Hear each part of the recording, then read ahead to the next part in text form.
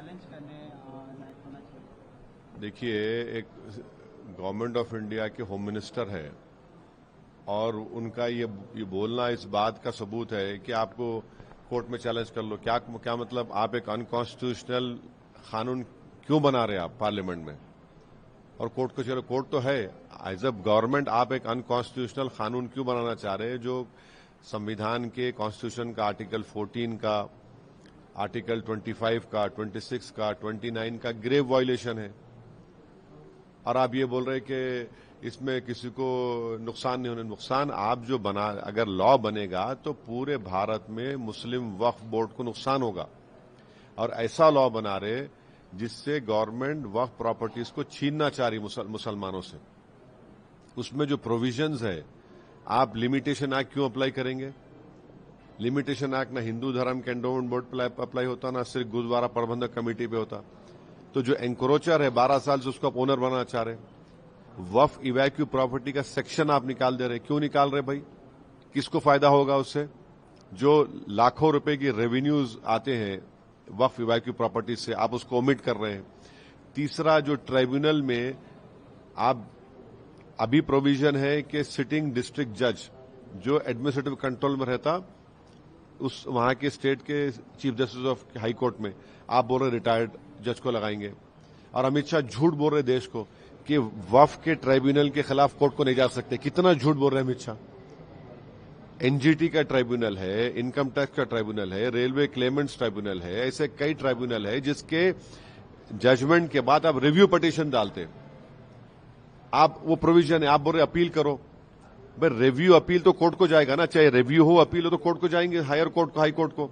तो अमित शाह देश को गुमराह कर रहे हैं गलत बयान देकर। और फिर आप मुस्लिम वक्फ बोर्ड में नॉन मुस्लिम को मेंबर क्यों बनाना चाह रहे हैं? बताइए आप, क्या वजह है बनाने की?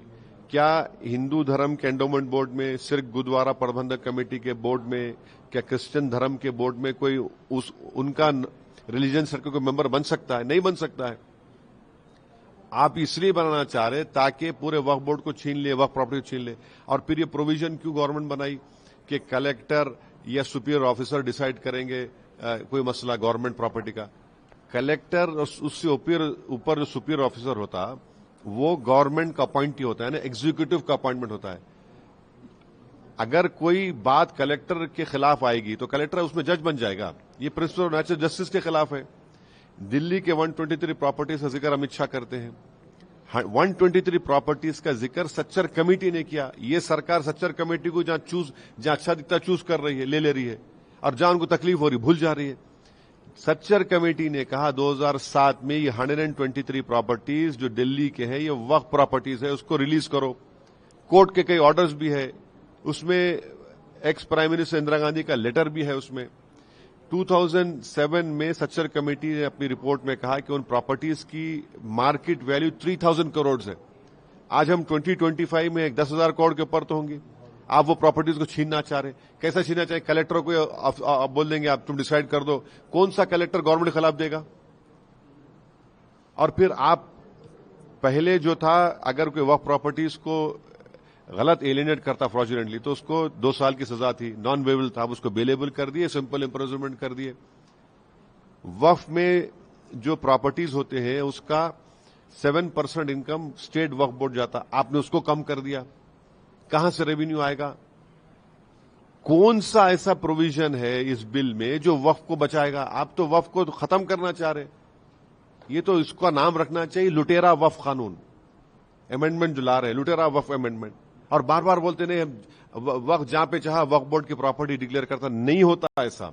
झूठ बोल रहे हैं बीजेपी वाले। जो भी वक्फ प्रॉपर्टी डिक्लेयर होती है वो स्टेट गवर्नमेंट का गजेट नोटिफिकेशन इशू होता है। और जो प्रोविजन उसमें लेकर आ रहे इस बिल में, जो इंडियन ट्रस्ट एक्ट में भी उसका प्रोविजन नहीं आप इसमें लेकर आ रहे। क्यों लेकर आ रहे भाई? तो ऑन पैरिटी अगर वहां पे अच्छा है तो यहां पर भी अच्छा होना चाहिए ना। क्या काशी विश्वनाथ बोर्ड में कोई नॉन हिंदू मेंबर बन सकता? नहीं बन सकता ना। क्यों वहां पे क्यों नहीं बन सकता? यहां पे क्यों बना रहे फिर आप? तो आप ये वक्फ बोर्ड को खत्म करने के लिए, मस्जिदों को, दरगाहों को, खानखाहों को, प्रॉपर्टीज को छीनने के लिए नरेंद्र मोदी की गवर्नमेंट इस तरह के कानून को ला रही है।